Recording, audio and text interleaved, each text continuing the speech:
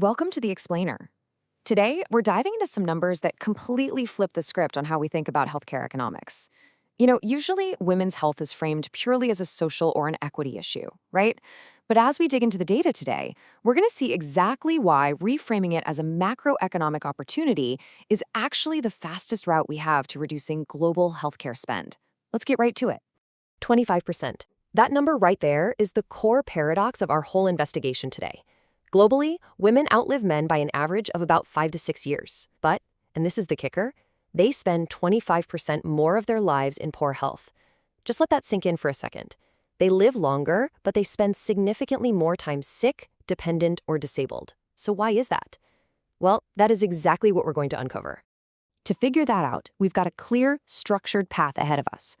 First, we'll look at the longevity paradox.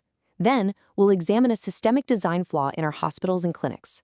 From there, we'll dive into the microeconomic bias tax that hits individual wallets before zooming out to the macro efficiency gap. And finally, we'll wrap up with the $1 trillion fix.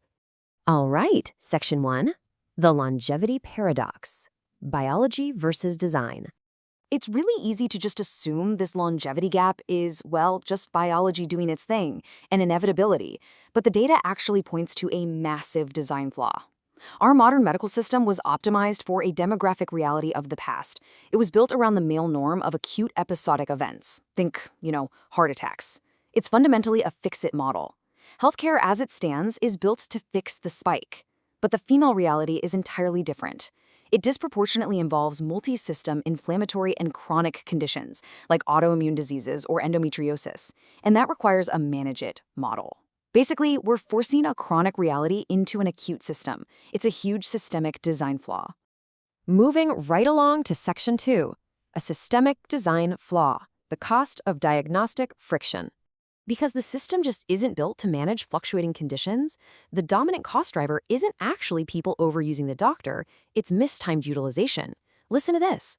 For severe conditions like heart disease and certain cancers, women wait an average of 4 years longer than men for an accurate diagnosis, 4 entire years.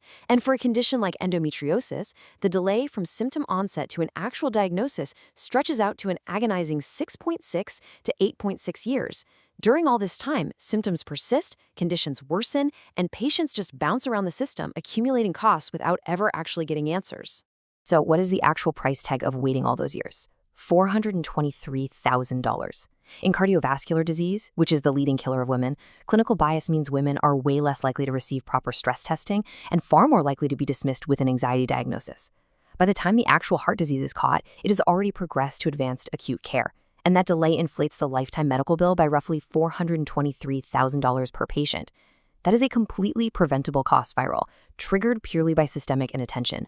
But hey, those costs aren't just hitting hospital balance sheets. It sets off a brutal domino effect in a woman's real life. Step 1, health declines as symptoms go undiagnosed. Step 2, this directly impacts work, leading to days off, reduced productivity, and career stagnation. And step 3, this culminates in a chronic illness debt trap. Women are pushed out of the workforce and earn less right when their medical bills are starting to absolutely skyrocket. Which brings us to Section 3, the microeconomic bias tax, paying more for less. We've seen the big systemic flaws, but how exactly does this hit individual wallets? Well, even when health coverage looks totally equal on paper, structural bias means it costs women much more to actually use it. In the United States alone, employed women spend $15 billion more annually out of pocket than men. And get this, that completely excludes maternity care. On average, a working woman pays 18% more in healthcare expenses every single year. She faces a 30% prescription penalty, and because of that work impact we just talked about, 60% of women believe reproductive or hormonal health has directly hindered their career advancement. So, they're earning less and paying much more. Let's zoom in on that prescription penalty for a second, because this is quite frankly staggering. Women are paying up to 351% more out of pocket for migraine medications, 326% more for dry eye treatments, and 113% more for mental health prescriptions. Why? Because insurance formularies and pricing tiers were very often built using clinical trials that heavily underrepresented women, which led to one-size-fits-men dosing and coverage.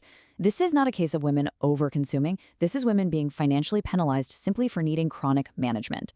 All right, Section 4, the macro efficiency gap, global diminishing returns. Now, if you think this bias only taxes individual women, the big picture macro view tells a completely different story.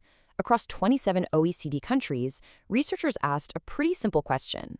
For every $100 a country spends on health, how much longer do people live? Well, for men, that $100 buys 2.62 months of additional life. For women, only 1.56 months.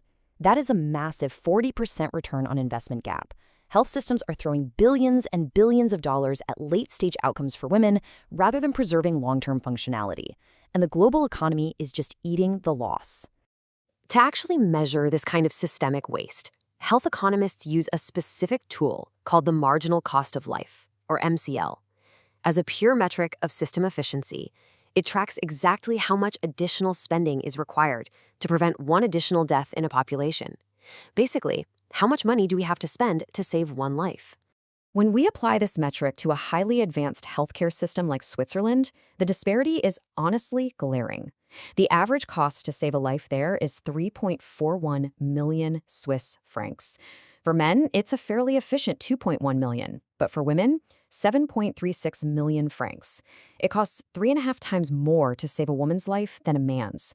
Not because female biology is somehow intrinsically harder to treat, but because the system intervenes too late and uses male-optimized protocols that just do not work efficiently for women.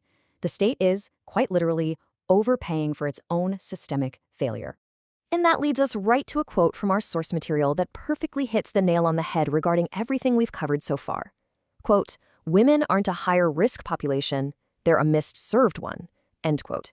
When you see women with higher insurance claims or visiting the doctor over and over again, that is not evidence of unnecessary care. It's evidence of diagnostic friction. It is the literal cost of symptoms being unresolved until they hit an absolute crisis point. And finally, Section 5, the $1 trillion fix, a blueprint for 21st century medicine.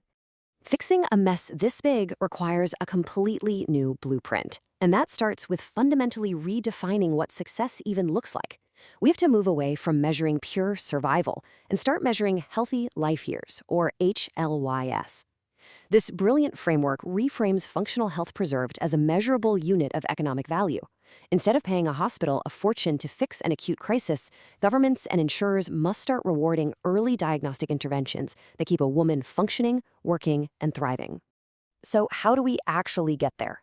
First, governments have got to rebuild their metrics and their budgets around these healthy life years. Insurers need to totally redesign benefits to heavily incentivize early detection, and they need to audit their claims so they can realize the actual astronomical cost of diagnostic delay. We absolutely must stop using gender as a blunt, inaccurate proxy for risk. Ultimately, we have to start treating women's health not as a pesky cost center, but as vital growth capital. Because when we finally make that shift, the economic upside is staggering. Modeling shows that closing this women's health gap could add at least $1 trillion to the annual global GDP by 2040. Let me repeat that, $1 trillion. That is an economic boost larger than the entire economy of the Netherlands, gained simply by reducing the waste of missed diagnoses and lost labor. Here's the thing, as populations age, everyone, men absolutely included, is going to increasingly face these exact same multi-system chronic conditions that women have always dealt with. The future of all medicine requires longitudinal preventative management. Women were simply the stress test that our current episodic system failed. So I'll leave you with this final thought. If designing healthcare for women is actually the blueprint for all 21st century medicine, what is holding our economy back from making the shift? Thanks so much for joining me on this explainer. I really hope it changed the way you look at the economics of health.